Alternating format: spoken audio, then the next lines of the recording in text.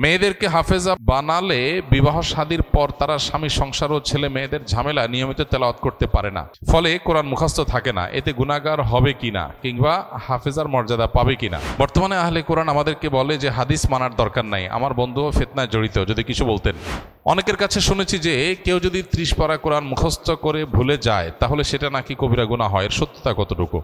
30 পারা কোরআন মুখস্থ করে ভুলে গেলেই শুধু গুনাহ হয়, শুধু সেটা নয়, কোরআনের কোনো আংশিক যদি কেউ মুখস্থ করে, একটা সূরা মুখস্থ করলো, এরপরে সে সেটা ভুলে গেল, এই ভুলে যাওয়াটা যদি তার অবহেলার কারণে হয়, তার নিজস্ব ত্রুটির কারণে হয়, মুতাবাআত বা এটাকে ফলো আপ করা, নিয়মিত পড়ার প্রতি অবহেলা করার কারণে যদি ভুলে যায়, তাহলে সে অবশ্যই গুনাহগার হবে, এটা সঠিক।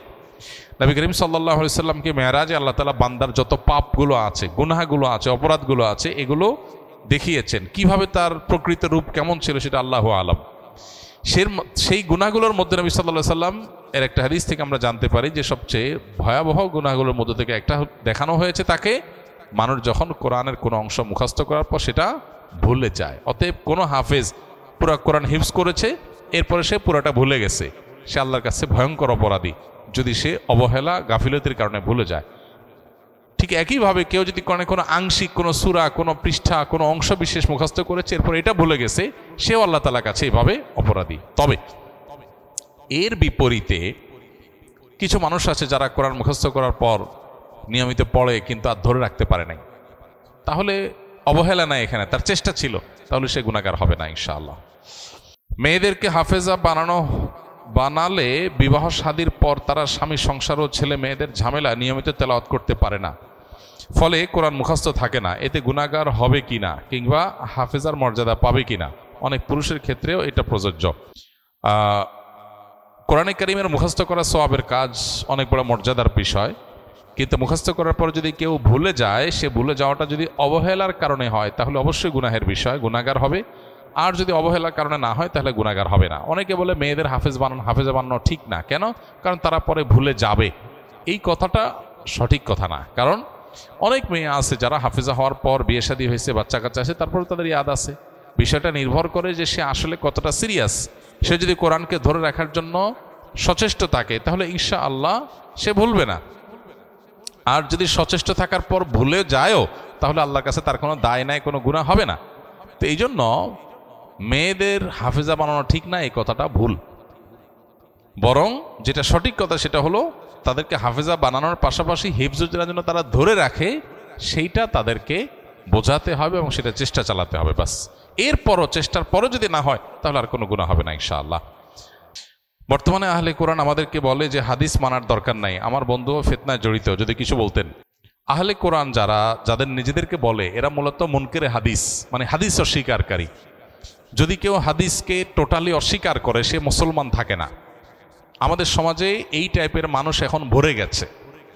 অনেক লোক আছে তারা কোরআনের কিছু আয়াতের অংশ বিশেষ এনে সাধারণ মানুষকে বিভ্রান্ত করে।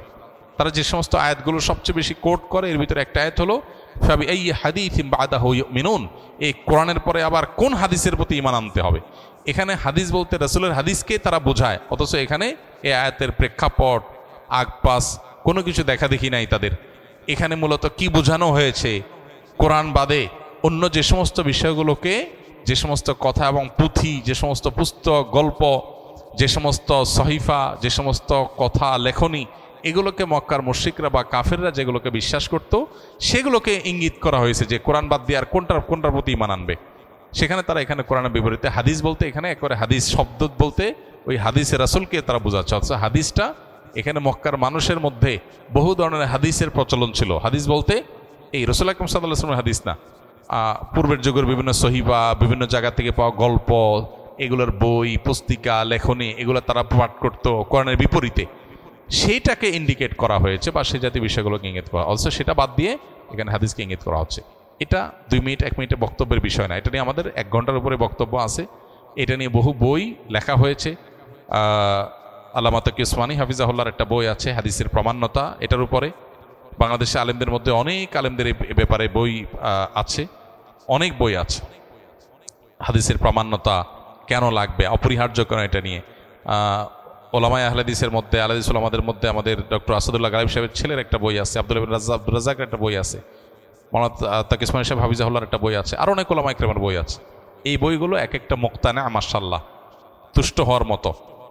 এই বইগুলো পড়লে পরিপূর্ণ বিষয়টা ক্লিয়ার হবে। আমাদের 1 ঘন্টার উপর একটা বক্তব্য আছে, সেখানে আমরা 20-30টা কোরআনের আয়াত এনে হাদিসের প্রামাণ্যতা এটা প্রমাণ করার চেষ্টা করেছি। হাদিস বাদ দিয়ে যদি কেউ শুধু কোরআন দিয়ে ইসলাম মানতে চায় তাহলে সে বিভ্রান্ত হতে বাধ্য।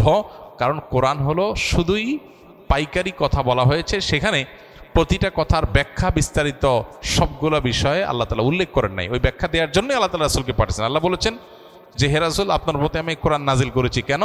লিতুবাইয়িনা লিন-নাসি মা নুযিলা ইলাইহিম, যাতে করে আপনার প্রতি যা নাজিল হয়েছে, আপনার কাছে যা নাজিল হয়েছে এগুলো লিতুবাইয়িনা লিন-নাস, যেন মানুষকে এগুলোর ব্যাখ্যা আপনি করে দেন। এই ব্যাখ্যাটাই হলো হাদিস। এখন কেউ যদি বলে কোরআন নিলাম ব্যাখ্যা নিলাম না, হাদিস নিলাম না, তাহলে সে কোরআনেরই এক অংশ নিল আরেক অংশ নিল। আল্লাহই বলছেন যে আমি নাজিল করেছি আপনার কাছে। কেন? ডাইরেক্ট দিতে পারতাম তো, জিবরাইল দিয়া কোরআন পাঠিয়ে দিতে পারতাম। আপনার কাছে কেন নাজিল করলাম? যাতে করে লিতুবাইয়িনা লিন-নাসি মা নুযিলা ইলাইহিম, যাতে আপনি ব্যাখ্যা করে দিতে পারেন। তার এই ব্যাখ্যাটাই হলো কি? হাদিস। অতএব কে এক অংশ মানলো আরেক অংশ মানলো না, মানে সে কোরআনকে কি করলো? অস্বীকার করলো। এটা অনেক বড় একটা ফিতনার বিষয়। আমাদের অনেক জেনারেল শিক্ষিত ভাইরা এই ফিতনায় পতিত হচ্ছে, বিশেষ করে যারা নফসের পূজারী, যারা আত্মপূজারী, এই মানুষগুলো বিভ্রান্ত হচ্ছে। কারণ কোরআন মানলে হাদিস অস্বীকার করলে একটু ফাঁকিঝুঁকি দেওয়াটা সহজ হয়। কোরআন তো পাইকারি, সেখানে দেখা গেছে যে অনেক হারামের বিশদ বিবরণ নাই। আল্লাহ মৌলিক নীতিমালা বলে দিয়েছেন। আল্লাহ বলেছেন ওয়া ইউহাররিমু আলাইহিমুল খাবায়েস, নোংরা জিনিসগুলো আল্লাহ হারাম করে দিয়েছেন। এখন একজন মানুষ বলতেছে আমার কাছে সাপ কেঁচো এগুলো তো নোংরা মনে হচ্ছে না, ভালোই লাগতেছে, আমি খাই, তো সে এটা হালাল বানায় ফেললো। হাদিস যখন মানে তখন এগুলোর ব্যাখ্যা ডিটেইল হাদিসে পাওয়া যায়। অনেকেই আছে যে হারাম কাজ করার জন্য এটাকে একটা শর্টকাট রাস্তা বের করেছে। অনেক নাস্তিকদের একান্ত ঘরোয়া আলাপ নানাভাবে আল্লাহর কুদরতে আমাদের সামনে চলে আসছে, তাদের অসতর্কতা বশত বা যেভাবেই হোক সেগুলো আমাদের কাছে চলে আসছে।